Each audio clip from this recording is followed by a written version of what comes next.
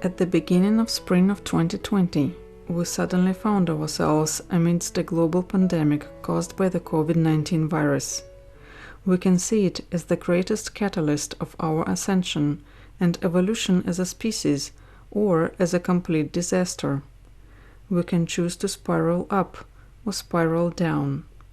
The awakening process has been rather slow up to this point, and clearly it needed a boost that unexpectedly came in the form of a global pandemic. We needed a global catalyst that would directly affect everybody and everywhere on a massive scale. This virus is a manifestation of energy distortion and mental emotional imbalance in the humanity's collective body-mind. We must finally realize how connected we are, how we truly create our own reality, and how improper use of life energy creates sickness on individual and collective scales. Everything can be used to our advantage or disadvantage, depending on how we choose to perceive it. If we choose to extract the most benefit from this situation, it is going to propel us so much quicker towards a positive change and expansion.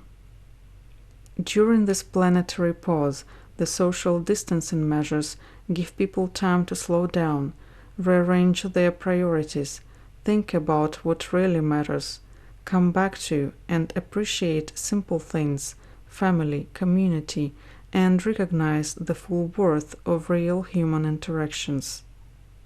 It's a chance to be here and now, to be kind and mindful, to go within. This grand reset helps us to reveal what needs to be brought up to the light of our awareness.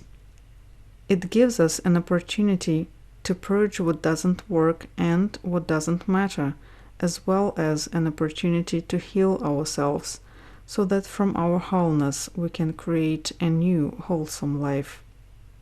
This crisis also helps us to see the goodness and purity of our true nature, which we can bring forth even stronger, and learn to better express it in our life and our being. Even though it seems rational to assume that people with weakened immune systems, such as elderly and people with compromised health, would be affected more by the virus, there's another level to why this is happening and why so many of them transition. Metaphorically speaking, the elders are doing us a great service by taking pieces of the old paradigm with them, and the people with health issues are doing us a great service by taking parts of the global sickness that we have created with them. This is done on an energetic level. These precious people are to be remembered. Their sacrifice must motivate us to never let a global crisis like this happen again, and instead create an awakened, healthy, and caring society. As with everything in the universe, this issue has multiple layers to it. Even though these people may have chosen on some level to help humanity in this transition, in no shape or form it means we shouldn't do our best to protect the most vulnerable segments of our population. By doing so, we also unite in love and compassion, and bring the best in us forward. Our inability to fully protect them shows how fragile we are, how vulnerable the systems we have created are, and how unhealthy our planet and our bodies have become. It's time to listen to the stillness within. People are forced to stay at home and to be with themselves, away from their habitual day-to-day activities, business, and occupation. For some, it's a torture. They don't know what to do with themselves and with all this freedom, due to a great deal of disorientation caused by the sudden change. Their egos completely identified with their habits, addictions, and occupation, and if a person doesn't know themselves beyond their ego, it might feel like their whole life is crashing down, and they're losing their mind. This is a great opportunity to rest, and then start restructuring the inner world and priorities, to know ourselves on a deeper level, beyond the personalities we have identified with our whole life.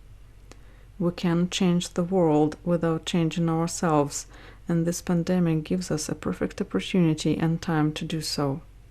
We have to face our own selves and our own fears. We have to finally realize who we are and what we're here to do. This is a very important time to start using our imagination. Before we can shift into a new paradigm based on love and unity, we have to imagine the future we want to live. The new future is not defined, formulated, or formed. We can't see it clearly yet. It is up to us to imagine it into existence, and the space for doing so is now. When the old structures are going away and the old ways of living are being disassembled, we find ourselves in the space of potentiality. This flexibility and opportunity to make different choices present a precious gift of a new start. It is up to us to decide how we want this new start to be. What qualities do we want this new world to have? What do we want to bring with us? What do we want to build? What entirely new things, ways, and processes do we want to create? How do we want to relate to one another? Out of this fog and not knowing, a new growth and inspiration will come forth. We can look at this time as a very exciting opportunity indeed. We can finally come out of our shells and be who we truly are. Finally being ourselves will feel like a long-awaited arrival home. We don't need to pretend or conform, but to shine the light of our consciousness and bring our innate gifts to the world we are co-creating. We are given an opportunity to redirect the course of our civilization, to self-correct and evolve. We must not waste it.